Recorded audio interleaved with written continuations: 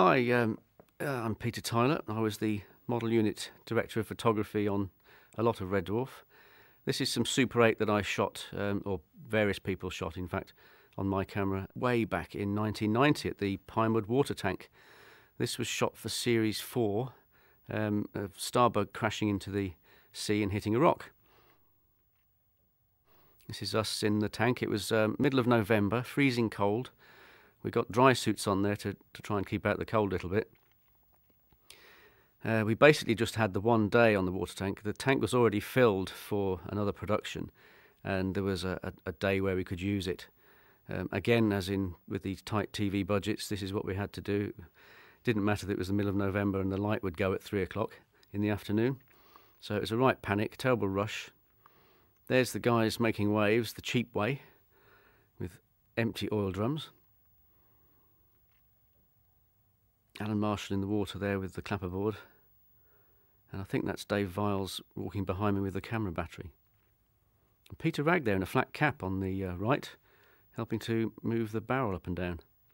The wind machines also help to break the water up to try and make it look more like real waves. And the smoke is to make the background look a little bit more stormy. There's another big wind machine. That's Alan Marshall and Dave Viles. Dave's in the red. He's a bit of an actor there, he's Alan Marshall. And the polystyrene rock, which wouldn't sink. The trouble with polystyrene is it's very buoyant. And to anchor it down and stop it wobbling about, they had to use about 100 stage weights. And Nick Cool in the foreground. Every time you get a camera out, he's there. So they're basically positioning the rock now so that starbug can fly down a wire. Here held by Dave Viles. He's just getting to grips with where the wire's going to take it into the rock. I think that's the main cable there you could just see. That's setting up the camera.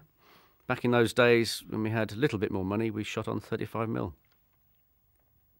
This is back at Visual Effects. This is for Series 5 in the old Visual Effects model stage, which sadly is no longer with us. Nick Cool again, and James Davis wiring up the second Red Dwarf model, ready to be blown up. Again, with this, we had there was only one day that we could get hold of the special Photosonics high-speed camera to film the explosion, so we had to shoot this on a Saturday, and we had one go at it. If it didn't work, then we were stuffed. Peter Ragg there on the right, supervising.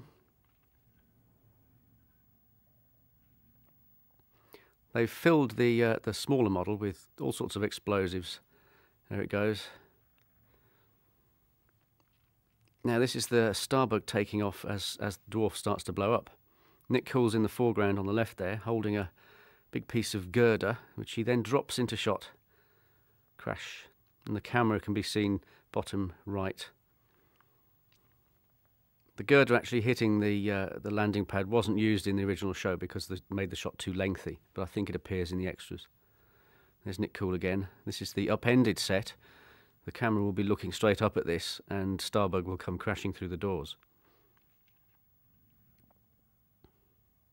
Quite a big set, this. It used to take the best part of a day to actually build it and get it up on the scaffolding.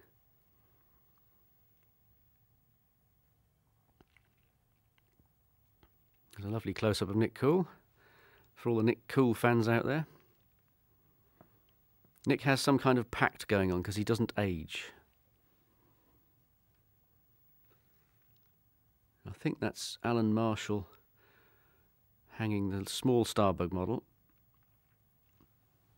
And that little tube is a flame projector, which will fire a sheet of flame downwards towards camera behind starbug as it comes crashing out through the doors.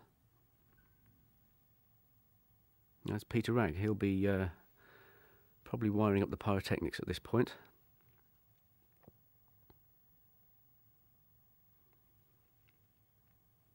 And the ubiquitous Nick Cool.